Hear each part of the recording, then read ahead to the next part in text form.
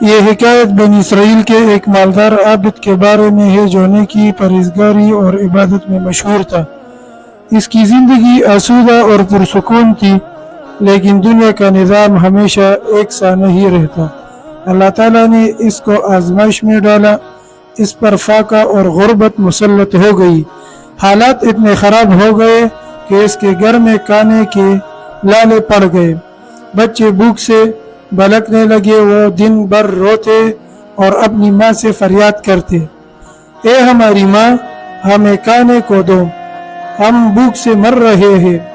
عابد نے بیوی سے کہا، جاؤ کسی سے مدد مانگو، شاید کوئی ہمارے حال پر رحم کر لے۔ عابد کی بیوی نیک سیرت اور باحیا عورت تھی، لیکن مجبور ہو کر وہ ایک مالدار تاجر کے گھر گئی اور اس سے کھانے کو کچھ سامان مانگا تاکہ بچوں کا پیٹ بھر سکے۔ تاجر نے عورت کی حالت دیکھ کر کہا، ہاں، میں تمہیں کھانے کا سامان دے سکتا ہوں، لیکن اس کے بدلے تمہیں میرے ساتھ وقت گزارنا ہوگا، یعنی اپنی جسم کو میرے حوالے کرنا ہوگا۔ یہ سن کر عورت خاموشی سے واپس اپنے گھر لوٹ آئی۔ اس کا دل ٹوٹ چکا تھا، وہ بہت دکھی تھی، لیکن اس کی ماں کی ممتا اسے چین سے بیٹھنے نہیں دے رہی تھی۔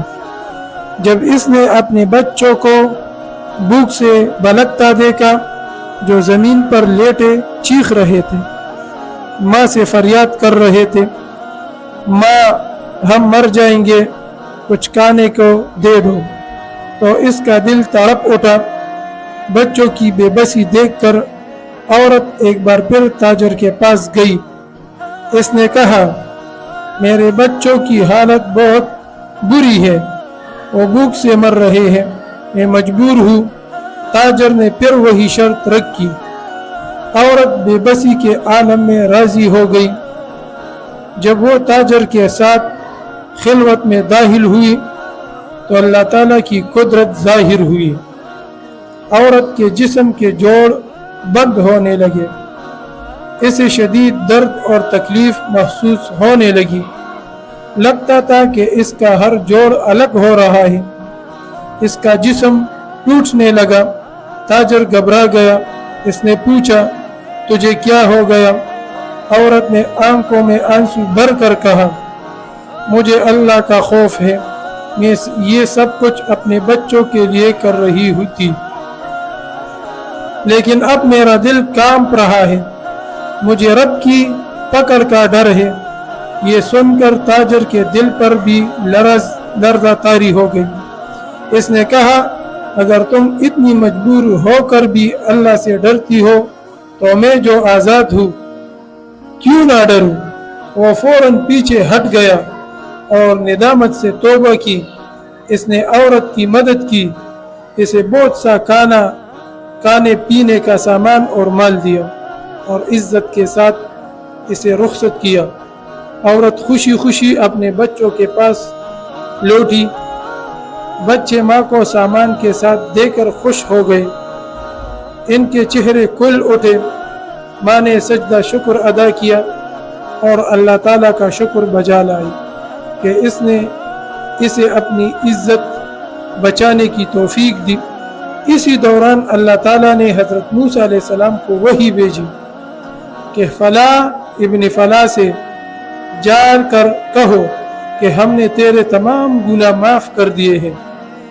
حضرت موسیٰ علیہ السلام اس شخص کے پاس پہنچے اور فرمایا، اے بندے، شاید تو نے کوئی ایسا عمل کیا ہے جو صرف تمہارے اور تمہارے رب کے درمیان تھا، جس کی بدولت اللہ نے تمہارے سب گناہ بخش دیے ہیں۔ وہ شخص حیران رہ گیا۔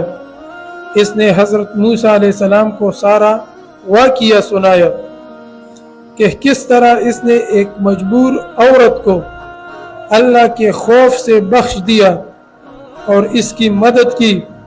حضرت موسیٰ علیہ السلام نے مسکرا کر فرمایا، واقعی یہی وہ عمل ہے جو رب کو پسند آیا اور اس نے تجھے مکمل بخشش عطا فرمایا۔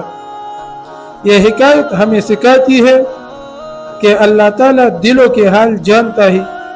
کسی مجبور کی مدد کرنا بہت بڑا نیکی کا عمل ہے۔ اللہ تعالیٰ کا خوف انسان کو گناہوں سے روک سکتا ہے۔ اخلاص کے ساتھ کیا گیا نیک عمل بخشش کا ذریعہ بن جاتا ہے۔ یہ کہانی بنی اسرائیل کی ایک سبق آموز حکایت ہے جو ہمیں تقوی، صبر، رحم اور اللہ پر توکل کی اعلیٰ مثال سکھاتی ہے۔ اگر ویڈیو اچھی لگی تو چینل کو سبسکرائب کریں اور ویڈیو کو شیئر کریں۔